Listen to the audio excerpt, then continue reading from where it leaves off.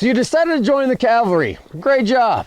Now you have to learn how to actually ride and actually be a cavalry trooper. But first, just getting on the horse seems to evade many on our side of the hobby. So let's see what Poinsett says about how to mount and dismount safely. So as far as the basics of horsemanship, there's a reason that the first 70 pages of the mounted drill manual of Poinsett's covers basic horsemanship. This section should not be ignored, especially when developing your impression, especially if you are new to riding. So secondly, you must understand that the drill manual actually consists of 4 distinct sections. Number 1, which is the school of the trooper mounted. Then we have the school of the platoon mounted. Then the school of the squadron or the company mounted. And then, of course, culminating with the school of the regiment mounted. It is important to understand the differences in orders because as we start in the basic levels, the orders are very simple and very easy to understand. However, when we get to the school of the regiment mounted, you will have the commanding officers giving, I guess, pre-preparatory commands being executed then by the lieutenants and then by the sergeants and then of course the assistant instructors during the drill or the camp of instruction. So as you build, it's important to understand what school are you talking to, what group are you in? Are you in a squadron, are you in a platoon, or are you in the regiment? That makes a difference. So now let's talk about the textbook way of mounting and exactly what it looks like. First, according to the school of the trooper mounted, which is drill number 268, the trooper must know the position of the trooper before mounting, which is drill number 267.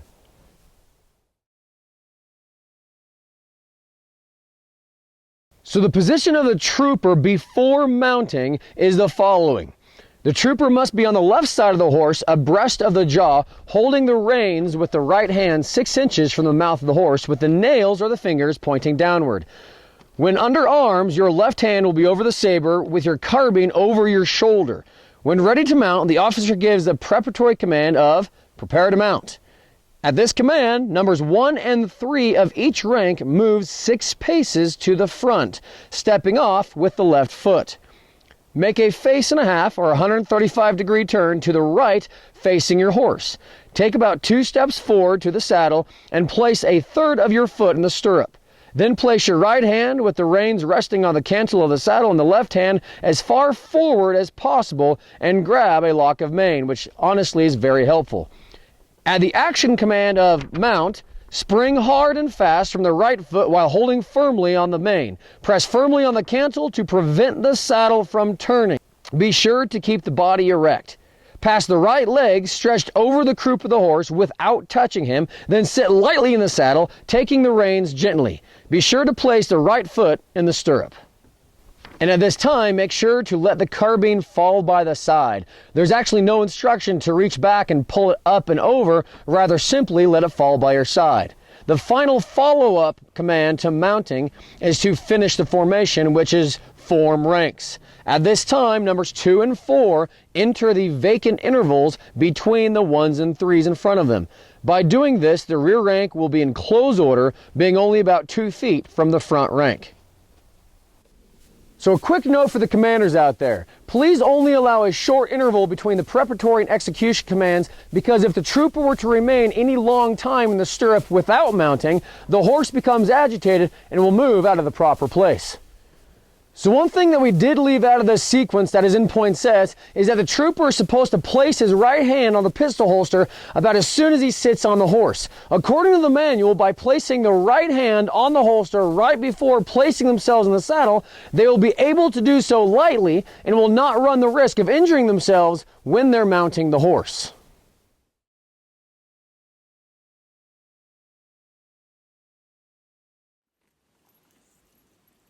Prepare to mount. I'll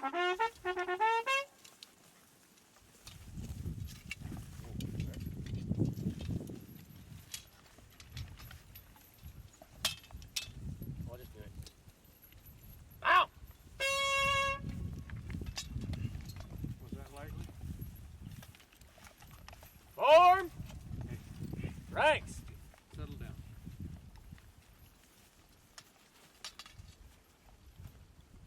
Prepare to mount!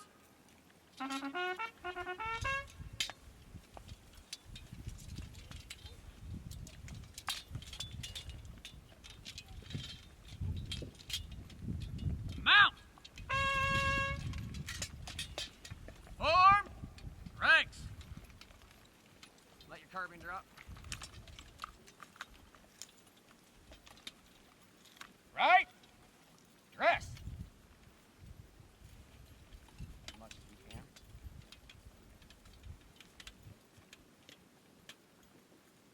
Front. Platoon. Prepare to mount.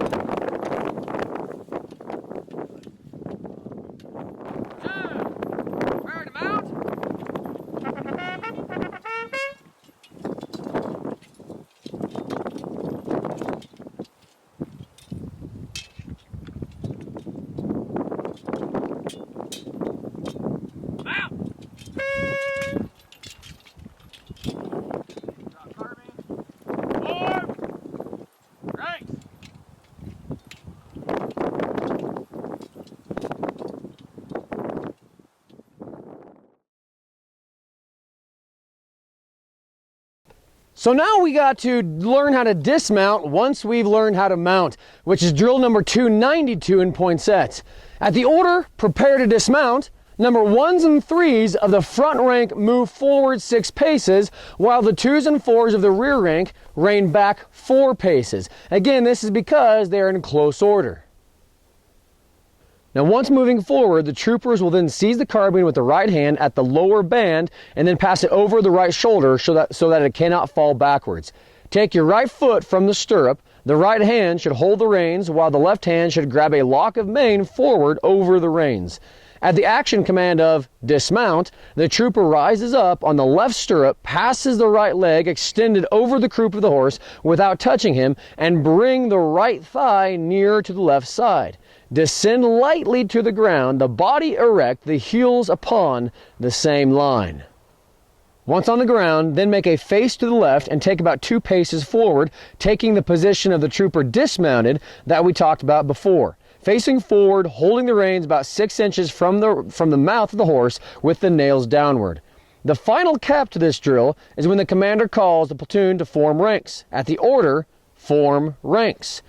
At this time, numbers 2 and 4 move forward and return to the vacant intervals in between the 1s and the 3s. And honestly, it's as simple as that. Some items to know, however, is that the manual doesn't explicitly describe exactly when to hook and unhook your saber when mounting and dismounting. Additionally, when preparing to mount, we describe putting your foot in the stirrup first, then placing your hands on top of the mane. This allows to use your hands to help your foot in the stirrup. However, the manual prescribes the exact opposite. But many of us would obviously have a hard time placing our foot in the stirrup without the aid of our hands. It has even gotten so bad in our side of the hobby that we generally let guys mount up on their own accord, however and wherever they can, and then we as a unit form up after that. While that is good in the fact that it does not allow us to look really, really bad when we are in formation trying to mount up with our horses spinning around and guys falling off the other side and looking extremely discombobulated, it does take away from that military, nice, clean, crisp formation sight that a lot of us like to see. It's for this reason that I urge all of our fellow cavalry reenactors to practice extensively mounting and dismounting with your coat and your bedroll on, with your haversack and all your accoutrements, because if we can mount, form up and dismount and do it according to the drill manual and according to how they maybe originally did it in the field, then it adds just that much more to our unit and to the cavalry reenactors. For us as cavalry troopers, we enjoy seeing a nice, clean, crisp infantry line move across the field. It would look the same if cavalry did the same thing when mounting and dismounting. So thank you again for watching another episode of the 11th OVC. We hope to see you next time. Like us on Facebook, like this video, and until then, ride hard.